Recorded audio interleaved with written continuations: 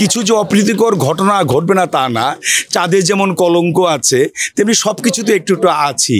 যেমন আপনারা বলবেন যে তসলিমা নাসরিনের বই নিয়ে একটা হয়েছে, অথবা স্যানিটারি ন্যাপকিন নিয়ে একটা কথা হয়েছে।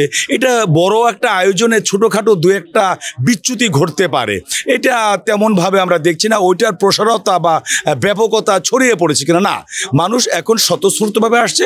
এরকম দু একটি যেটা অঘটন ঘটেছে, ভবিষ্যতে যেন এ ব্যাপারে কর্তৃপক্ষ আরও সচেতন হয়। আপনারা জানেন যে 2001, 2, 3 আমি আমি কালচার মিনিস্ট্রি ছিলাম এবং বাংলা একাডেমি আমি দেখতাম এবং এই বইমেলাটা আমি দেখতাম, তখনও কিন্তু এরকম ঘটনা ঘটতো।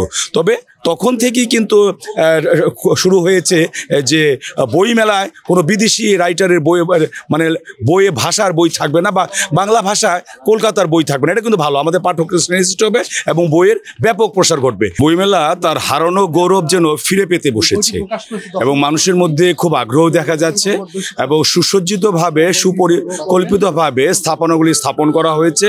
মানুষ হাঁটতে পারে, বই দেখছে। হয়তো অনেকে বলছে বই তদ্রূপ বিক্রি হচ্ছে না, কিন্তু বইমেলার বই বিক্রি হয় শেষের 8 দিন। শেষের 8 দিন এখনও বাকি আছে এবং এর মাঝে শবে বরাতের একটা দিনের জন্য 7:30টায় বন্ধ হয়েছে। তবে বই বিক্রি হচ্ছে ভালো, বই প্রকাশ হচ্ছে ভালো।